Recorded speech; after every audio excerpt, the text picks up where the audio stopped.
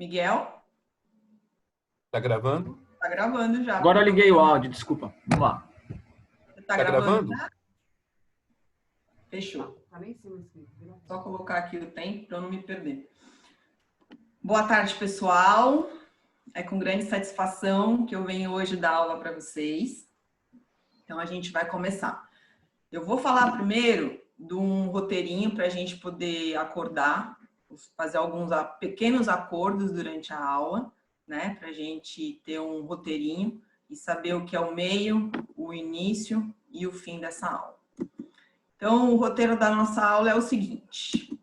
A gente vai começar com uma história sobre o tema, que a gente vai falar sobre bem-aventurados os misericordiosos, que é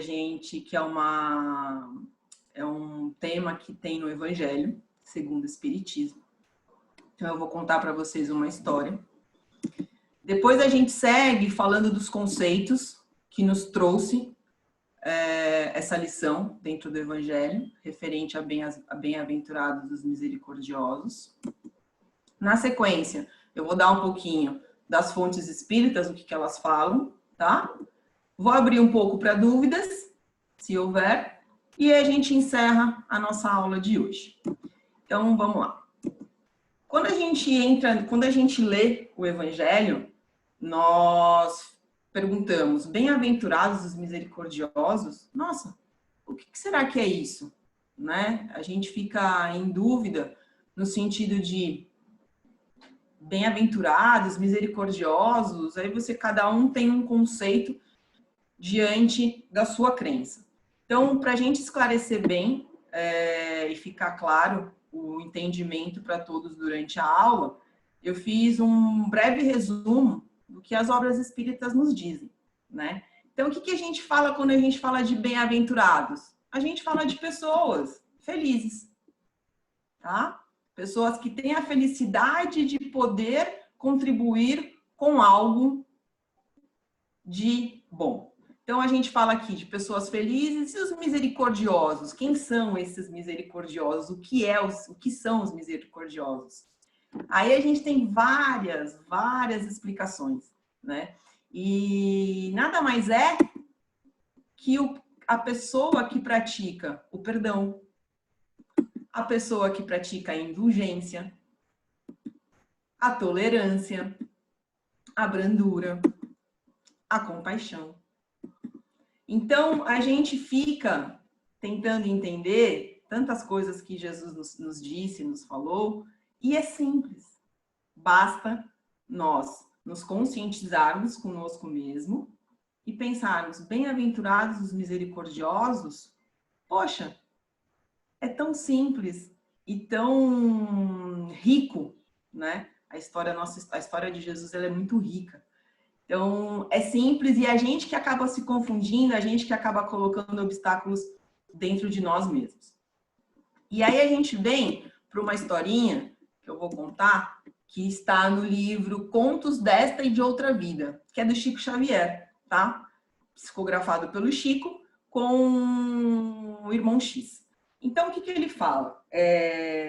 Existia um chefe israelita, lá na época que eles estavam em Jerusalém, e esse chefe israelita, ele foi até Jerusalém porque ele queria angariar pessoas para que eles fossem brigar depois para a guerra contra Roma. E aí esse chefe israelita soube que Jesus estava lá em Jerusalém. Ele estava lá numa casa de um senhor de cabras e ele foi até Jesus conversar com Jesus no intuito, né, no intuito de querer se melhorar. Então ele foi, na realidade ele era um chefe israelita do Sinédrio de Jerusalém, e ele foi até lá falando para Jesus que ele gostaria de se melhorar. E como ele poderia fazer isso? Quando na realidade ele criou uma farsa para conversar com Jesus, para ver se Jesus caía na conversa dele, para ver se ele conseguia prender Jesus ao final de tudo isso. Então, eu vou contar um pouquinho para vocês da história, depois a gente vai passar. o que ele fala aqui? Então, é o que eu falei. Ele vai lá em Israel, o chefe israelita do Sinédrio, vem até Jerusalém, e aí soube da presença de Jesus e foi procurá-lo. Fala para Jesus que ele quer se melhorar, para ele poder ajudar o povo dele. E aí ele faz uma pergunta para Jesus. Ele fala, Jesus, como é que eu devo agir com relação à vaidade? Aí, Jesus, de forma simples e serena, fala o seguinte: a vaidade e o orgulho, você vai agir de uma forma humilde e vai servir mais. E aí ele ficou, né? Achou estranho aquilo, não entendeu. E aí ele foi falando, ele foi seguindo com o diálogo. Mas Jesus, e com relação à maldade e às calúnias? Aí Jesus vem e fala: é preciso ser mais amor e servir mais. E com os assassinos? É preciso mais perdão e servir mais. Mas Jesus, o que o Senhor fala com relação a servir mais? Eu não estou conseguindo entender. E aí Jesus fala para ele o seguinte: o servir mais é você viver a Deus de forma pura e simples, de forma que você se melhore e que você aplique o amor na sua essência. E aí ele fala: convencerem-se de que a justiça de Deus regendo a vida é a nossa obrigação. E aí a prática do bem é uma lei. Então a gente tem que sentir isso de forma interna para a gente poder reverberar para as pessoas. E aí o chefe vai embora, se manifesta, fica revoltado e vai embora. Quando ele volta depois de uns dias, ele volta prendendo Jesus, porque ele não conseguiu naquela primeira vez o seu intento, né, de prender Jesus naquele diálogo. Ele volta depois de uns dias e prende Jesus, e de forma sarcástica ele fala: não vai reagir? Né? E aí Jesus não reage? E aí Jesus fala: é preciso mais paciência e servir mais. E ainda Jesus continua e fala para ele o seguinte, de forma muito tranquila: é preciso compreender e servir mais. Então, quando a gente fala de tudo isso, a gente vem a nós em pensamento e fala assim: mas amai-vos uns aos outros e aos vossos inimigos? Como eu faço isso? Como que eu consigo chegar nesse mérito para internamente eu poder reverberar isso ao próximo? Né? É estranho amar os meus amigos, ok, agora a todos, inclusive os meus inimigos, como que eu faço isso? E aí vem o como. E aí, o que acontece nesse como, né? Na questão 887 do Livro dos Espíritos, diz o seguinte, diz que o como é perdoando, é lhes retribuir o mal com o bem. Diz que o como no Evangelho é sendo brando e humilde de coração, sem medir a tua afetividade por A, B ou C. E diz: seja misericordioso. E aí a gente vai para a questão 903 do Livro dos Espíritos, que ele diz o quê? Deixa eu voltar aqui. Peraí que eu...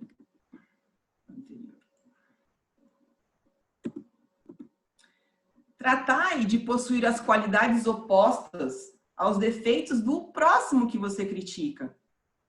Porque se você tem os mesmos defeitos, quem somos nós para criticar esses defeitos?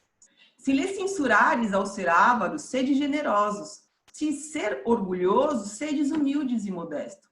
Isso fala na questão 903 do Livro dos Espíritos. E aí ele continua, no capítulo 10, o perdão, ele fala o seguinte no Boa Nova: o perdão não exclui a necessidade da vigilância. Ou seja, a paz é um patrimônio que cada coração está obrigado a defender. Ou seja, internamente nós precisamos nos cuidar. Se nós não nos cuidamos, como nós gostaríamos, como nós vamos exigir do outro que se cuide, né?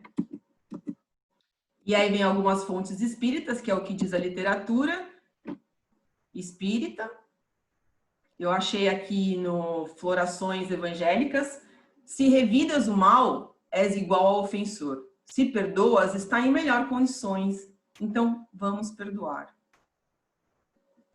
Aqui fala também Mateus, que a gente usa muito, né, no nosso dia a dia, não julgueis, a fim de não ser desjulgados. Porquanto seres julgados, conforme houverdes julgados aos outros. Também está no Evangelho. E, para finalizar, a gente, quando faz a nossa oração, a gente fala do Pai Nosso. E o nosso Pai Nosso que estais nos céus, perdoa as nossas dívidas. O que é o perdoar as nossas dívidas? Estamos à espera do benefício para o nosso coração e para a nossa consciência.